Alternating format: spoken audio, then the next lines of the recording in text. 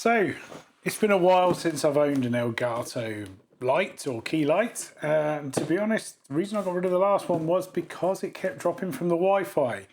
However, Elgato have released this new Key Light Air Mark II, and I'm told that's a thing of the past. So obviously you can see it comes in its nice box. We get in the box a stand, so you can buy the light just on its own if you want to. You get the key light, and yeah, that's pretty much it. You should get a power supply as well. Just only power it by USB-C, but also it's got MagSafe compatibility as well. So the good thing is you can buy a stand to make this very portable, but also if you've got a MagSafe battery pack, you can clip it to the back and have a full portable setup on the go. So what do we get in the box? Well, obviously your standard instruction manual, the key light itself,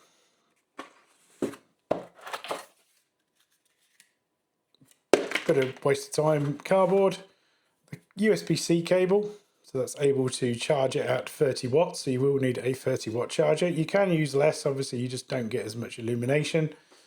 And then here, the piece de la resistance, the Elgato stands. Now these are usually pretty good. The one thing that really annoys me is you can't twist them. Obviously you can twist these about a bit, but the good news is now though, it does have a height measure on it. So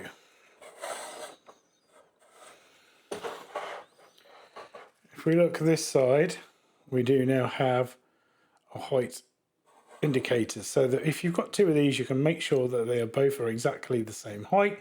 But also, obviously, if you do change setups a little bit, it's easier to find where you're going and where you're going to locate it. The key light, not only is it now wider, it's definitely seems a bit thinner, this one, for the air. But you've also, at the back, got three, which is standard on a key light, to be honest. You've got three different mounting holes.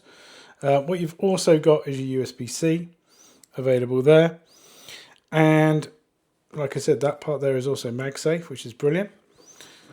If we flip it over though, we now have front controls, which has always been a little bit of a bugbear of mine, that everything had to be done via either a Stream Deck or the app.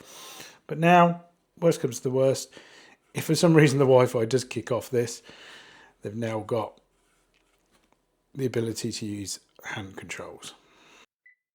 So this will be shortened quite dramatically, and I am setting this up via my Android phone. I will suggest maybe the experience is slightly different on Apple iOS, but on Android, it was a little bit frustrating. It did work, which is a key thing. When I did the first one of these, I do have two of them. It worked seamlessly and flawlessly.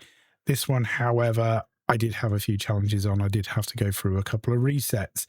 I'm not going to go and keep you on this section while I go through all those resets, but just let you know that I did have to use a reset button, which if you look back at the video earlier when I was showing you where the USB-C was, to the left there's a little reset keyhole. Just sticking a paper clip in there does solve it. Anyway, once you've got to the position where you're going to connect it to the correct network of yours, you just then key in your Wi-Fi password. Obviously, I'm not going to show you that section, but this is going to connect. And like I said, I've dramatically shortened this, and you can see the one that I had earlier, the one that's currently there. What you will have to do on very first update of this is to basically update the firmware. They don't seem to ship in any way, shape or form with firmware updated. So it's best to just do the update firmware. It will flash a couple of times while it's doing this initialization. And then once you're back and running, you'll get into that position. Next, I'm going to look at the kind of power requirements of these, because that was fun as well. Do we think this Bell King that's registered at 45 watts will do the job? Hopefully. So I have managed to get one to work now finally by putting it into the 45 watt mark. So they are both up. One thing I find slightly annoying with this app is, I'll be honest, when you try to rename anything, I'll come in here and you think, yes, I'll just add the word right to the end of that, because that should then give me what, and it's just gone off and come back on. Wow. Okay. Done. Surely that is going to rename it. Yes, no, it's It's just sort your software out, Elgato, is what I'm saying. I mean, they're both working. I suppose I only need to rename one of them, but I'll try it on the control center on my PC and maybe I'll have a better job. So, thoughts on this? Software glitches aside, and the fact I had to reset it twice. This one, the first one, first time. This one, absolute pain in the backside. Does make me wonder if the Wi-Fi drop-offs are going to go.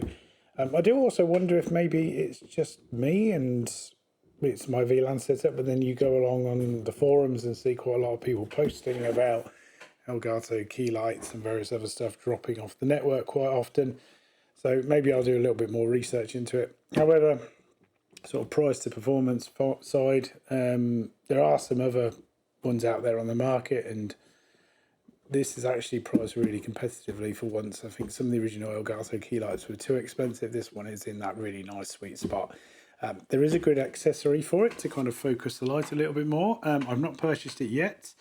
I am considering 3D printing one, so I'm going to keep my eye on Maker World and such like, just to see if one does materialise. I imagine somebody, this has only been out a couple of weeks now, I imagine somebody will create one and then I can just print my own rather than spending 30 quid on one. So anyway, this has been my review of the Elgato Key Light Air Mark II.